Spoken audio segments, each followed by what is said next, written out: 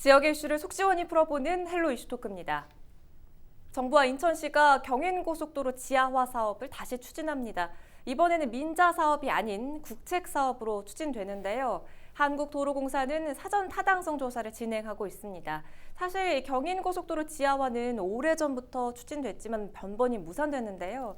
이번에는 착공까지 이룰 수 있을지 짚어보죠. 함께할 두 분, 이도형 홍익정경연구소장 그리고 이재진 세한대 초빙 교수 자리했습니다. 어서 오세요. 네, 안녕하세요. 안녕하세요. 네. 경인고속도로 지하화는 사실 정말 오래전부터 추진해온 사업이잖아요. 네, 그렇습니다. 1968년 12월 21일 날에 대한민국에서 최초로 개통된 도로가 바로 경인고속도로라 할 수가 있는데요. 한국의 산업화를 앞당겼던 천병 역할을 해왔던 최초의 고속도로라 할 수가 있습니다. 개통 당시에는 가자 IC에서 서울 양평동까지였었는데요. 그 이후에는 지정 해제가 돼가지고요, 신월 IC까지 빠지기도 하고요. 또 미출구 영흥동까지 확장되면서 쭉 늘어났다. 구간이 줄어들고 이렇게 쭉 해왔었습니다만은 2017년도에 이제 유정복 전 시장 때 고속도로에서 일반 도로로 이제 전환이 되면서 국토부에서 인천시로 이관이 되게 됐습니다. 그래서 현재는 서울 신월 IC에서 인천 서인천 IC까지 13.5km 구간이 경인고속도로라고 할 수가 있는데요. 하지만 경인고속도로가 이제 예전에 개통되다 보니까 인천시 도심 한복판을 가로지르는 문제가 발생을 합니다. 동서축을 가로지르기 때문에 남북이 단절되는 문제가 발생하고요. 원도심 재생 사업에 이제 저해되는 문제가 있었기 때문에 인천시에서는 끊임없이 경인고속도로를 지하화하려고 하는 움직임, 노력이 있었고요. 그러다가 2015년도에 이제 금호산업의 건설 부분에서 민자로 지하를 하겠다라고 이제 국토부에 제안을 했습니다만은 작년이었죠. 2019년 8월 달에 국토부에서 반려가 되면서 무산이 된 상황이라 할 수가 있습니다.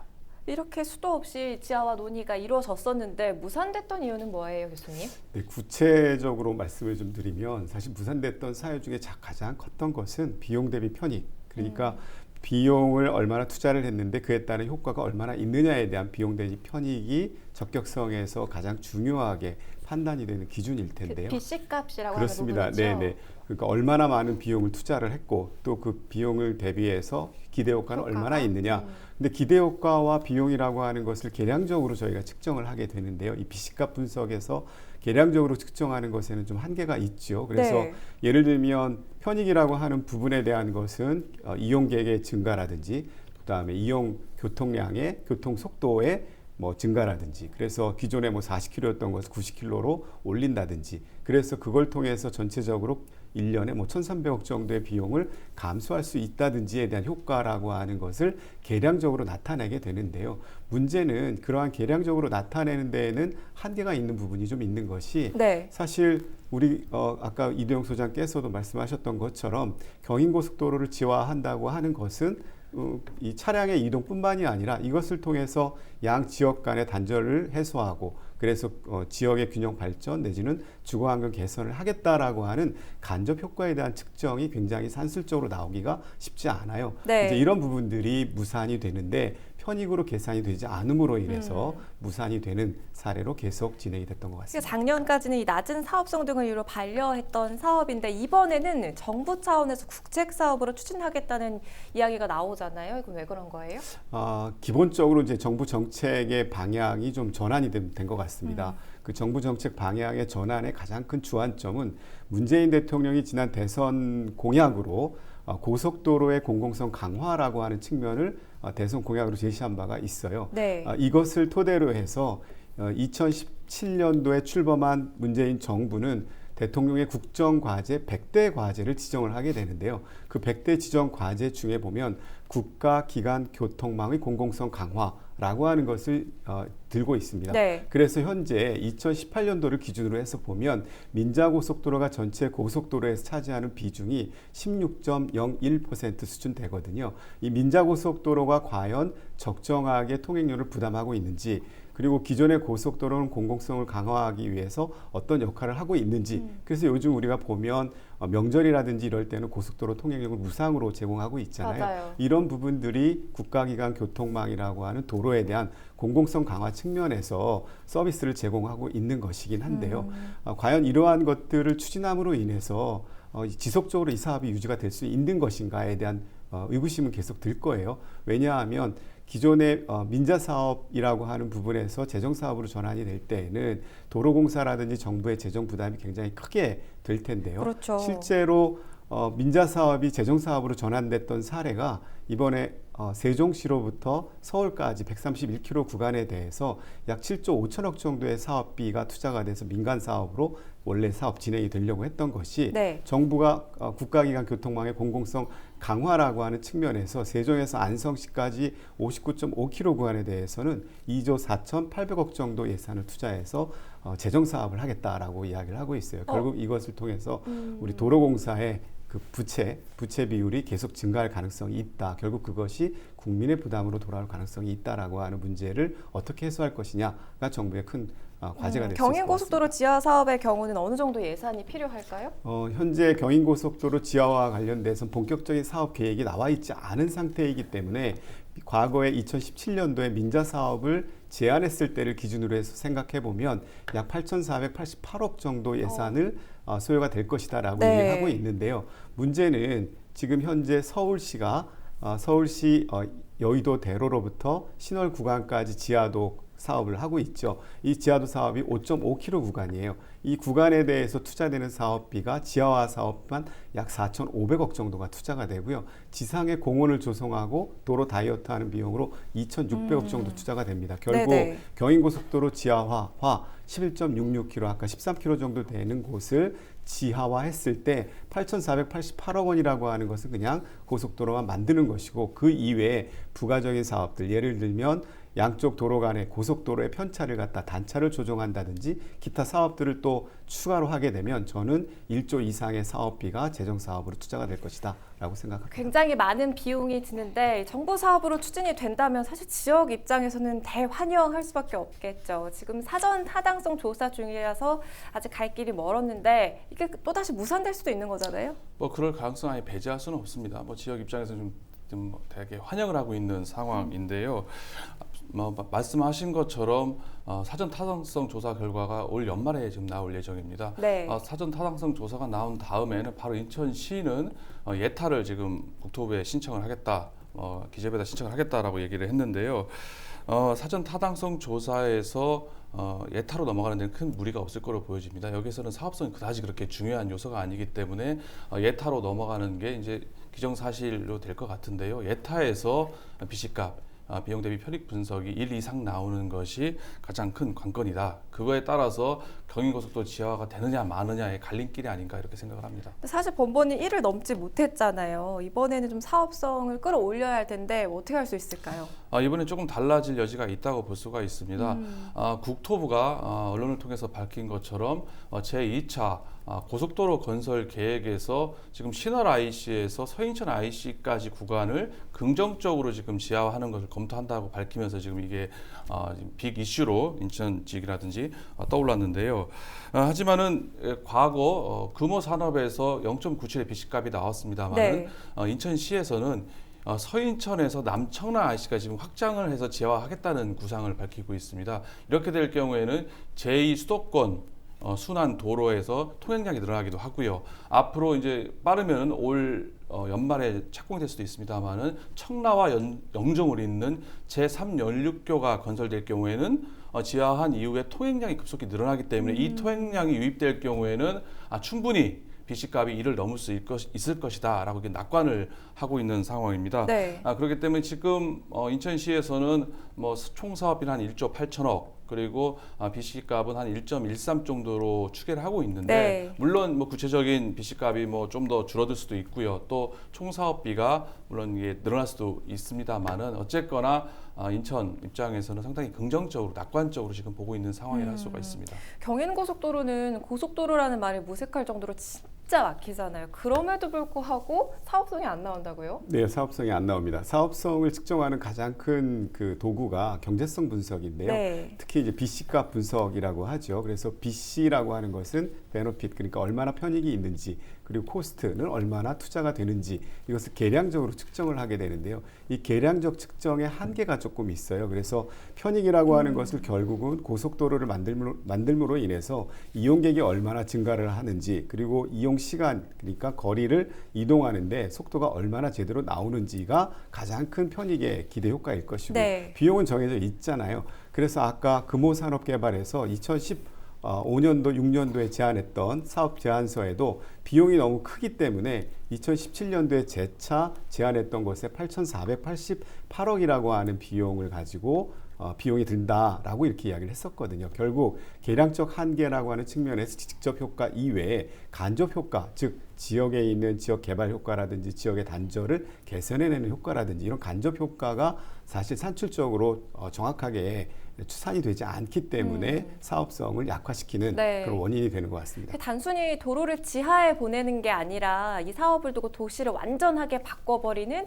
초대형 혁명이다 이렇게까지 말하기도 하는데, 그래서 인근 지역 부천과 부평 또 계양의 기대가 큰 거겠죠. 경인고속도로 지하화가 되면 부천 도심은 좀 바뀔 수 있을까요? 예, 기존의 부천시는 작은 도시인데요. 부천시의 지금 행정, 교통 그리고 모든 중심이 중동과 상동이라고 하는 신시가지를 중심으로 해서 구성이 되어 있거든요. 그렇죠. 그런데 현재 경인고속도로 지하화가 이루어지게 되면 경인고속도로 지하화 주변의 도시, 특히 진출입로가 만들어지는 과거의 오정구 지역에는 원종에서 홍대까지 가는 철도의 개설 문제가 지금 거론되고 있고요. 실제로 소사에서 그리고 저기 대구까지 가는 고양시 대구까지 가는 전철이 이미 건설 중에 있습니다. 거기에 고속도로 지하화까지 이루어지게 된다면 네. 지금 잘 아시는 것처럼 대장동 3기 신도시가 2만 호 주택을 건설하잖아요. 그 부분에 대한 거라든지, 그리고 부천시가 도시 재생 사업으로 추진하고 있는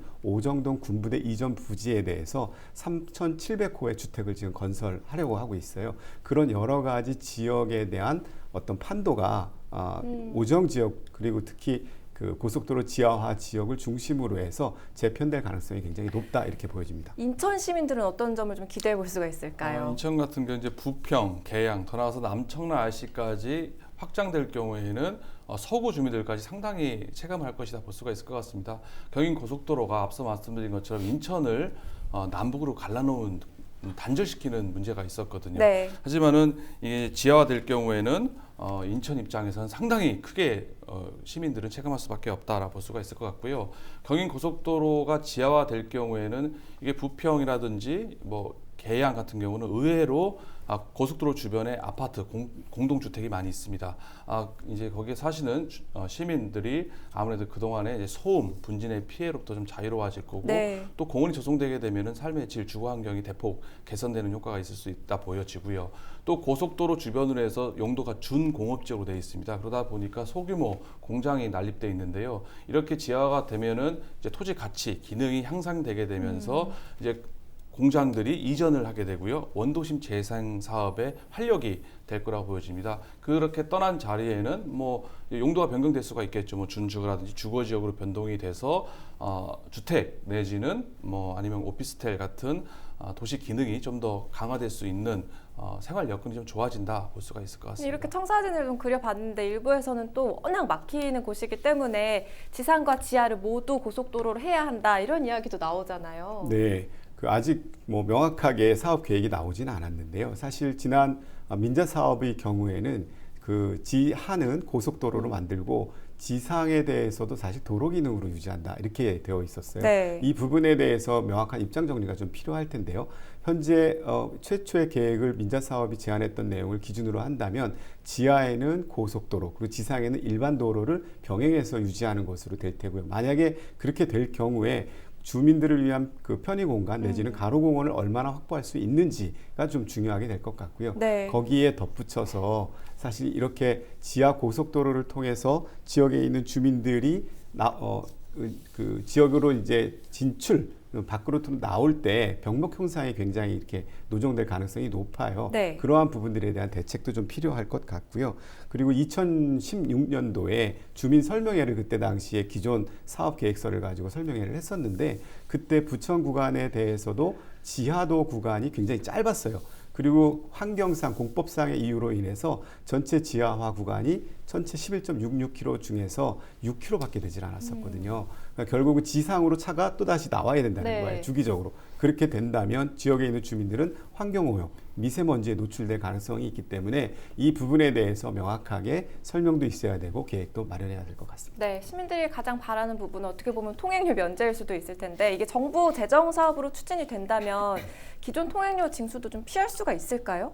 통행료 면제와 이제 재정 사업 추진하는 건 별개로 봐야 됩니다. 왜 그래요? 그러냐면은 경인 고속도로가 지하화가 되면은요 상부 구간은 일반 도로가 되기 때문에 아니면 공원으로 조성되기 때문에 이 통행료 문제가 발생하지 않습니다. 네. 아예 통행료 오히려 이제 지하로 이용하는 시민들이 통행료 부담의 문제가 발생하는 건데요. 거기에서 민자가 아닌 재정 사업을 추진할 경우에는 그 통행료가 대폭 절감되는 효과가 있다는 면에서 의미가 있다 보여지고요. 통행료 문제는 지금 인천의 서구죠. 서구 갑의 김경우 의원이 지금 유료 도로법을 개정 법률안을 발의한 상태입니다. 네. 그 법률 안에 따르면은 건설한 지 50년이 지나고요. 그리고 건설 유지비의 200% 이상의 수익이 난 고속도로일 경우에는 통행료를 징수하지 않는다라는 법안이 이번 국회를 많이 통과하게 된다면 통행료 문제는 바로 이제 즉시 효과가 난다고 볼 수가 있을 것 같습니다. 네. 자, 아직까지는 논의 중이고 또 추진 중인 상황인데 언제쯤이면 좀 명확해질까요? 지금 현재 그 정부는 도로법이 좀 개정이 돼서요. 국가에 있는 전체 도로에 대한 종합계획은 10년 단위로 그 계획을 수립하게 되어 있고요. 네. 5년 단위로는 고속도로에 대한 건설 5개년 계획을 수립하게 되어 있어서 제1차 고속도로 5개년 계획이 2016년부터 2020년까지 계획이 시행이 되고 있고요. 그리고 제2차 계획이 이제 금년도 말에 이제 확정이 돼서 2025년까지 이제 그 계획을 시행을 하게 될 테니까요. 이 계획 안에 포함이 되는 것이 제일 중요할 것이고요. 그 네. 계획 안에 포함이 된다면 구체적으로 사업에 대한 추진이 이루어지게 될 것이다라고 확정할 수 있을 것 같습니다. 지자체와 또 지역 정치권에서도 힘을 모아야 할 텐데 분위기가 어떤지 궁금해요. 민주당 의원들이 많은 만큼 정치력이 필요할 텐데 먼저 인천 분위기 어떨까요? 일단 인천시에서는 인천시와 그리고 지역 국회의원의 움직임이 매우 활발하다, 적극적이다 볼 수가 있습니다. 네. 왜냐하면은 박남춘 시장의 또 공약 사항이기도 합니다. 경인 고속도로의 지하화 그리고 민자가 아닌 재정 사업으로 추진하겠다고 이미 밝혔고요. 네. 그렇게 하기 위해서 지난해 3월달에 이미 국토부에다가 민자가 아닌 재정 사업을 하겠다라고 신청을 한 상태이기 때문에 인천시는 박남춘 시장을 비롯해서 적극적으로 지금 국토부에 신청 대응을 하고 있고요. 국회에서는 앞서 말씀드렸던 서구의 이제 김교웅 의원의 좀 활약이 좀 기대가 된다고 할 수가 있습니다. 지금 소관 상임위가 인천에서 유일하게 국토교통위 소속 현역 국회의원이라 할 수가 있고요. 앞서 말씀드린 것처럼 사업성을 높이기 위해서는 남청라 IC까지 확장을 해야 되는 인천시 입장과 공조를 하게 되면서 또 그 지역이 또 그 국회의원의 또 지역이기도 합니다. 그렇기 때문에 자기 지역까지 연장하기 위해서 지하화하기 위해서 연일 국토부를 상대로 목소리를 좀 높이고 있는 상황인데요. 김 의원이 이제 또 정무부시장 출신이고 또 지역구 현안에 적극적으로 나서기 때문에 아마 지역 분위기는 뭐 상당히 좋지 않나 긍정적으로 보고 있습니다. 부천 정치권 움직임은 어떻죠? 부천 지역은 그 지역이 굉장히 짧습니다. 그래서 그 지역에 해당되는 국회의원인 서영석 국회의원이 초선인데요. 이 부분에 대해서 관심을 가지고 좀 있고요. 부천시 네. 역시도 굉장히 큰 관심을 가지고 있습니다. 일단 10월 고속도로 건설 계획에 포함이 돼야 하는데 그렇다면 언제 착공을 할 수 있는 건가요? 앞서 교수님 말씀하신 것처럼 제2차 고속도로 계획에 포함되는 게 가장 중요한 거라고 보여지고요. 네. 포함된다 하게 될 경우에는 원칙적으로 2025년도까지 착공이 가능하다고 볼 수가 있습니다. 그 사이에 뭐 예비 타당성 조사를 거친다든지 아니면은 뭐 실시 계획 내지는 환경 영향 평가를 거치게 되는데요. 1차적으로 제2차 고속도로 건설 계획에 포함되게 된다면은 예타만 통과하게 된다면은 네. 2025년 이전에 착공은 가능하지 않나 이렇게 긍정적으로 볼 수가 있습니다. 그렇군요. 많은 분들이 바라고 계실 텐데요. 이번에는 성공할 수 있으리라 보세요? 경인고속도로 지하화가 쉽지 않은 문제이긴 합니다만은 국토부의 좀 최근의 뭐 발표라든지 그리고 인천시 또 지역 국회의원 그리고 또 우리 인천 시민들이라든지 뭐 이런 열망이 담아서 이번에는 한번 긍정적으로 한번 성공하지 않을까 이렇게 바라봅니다. 네, 민자 사업으로 추진되다 무산된 경인고속도로 지하화 논의가 정부 주도로 다시 탄력이 붙을 전망입니다. 자, 헬로 이슈토크 오늘 준비한 소식은 여기까지입니다. 시청해주신 여러분 고맙습니다.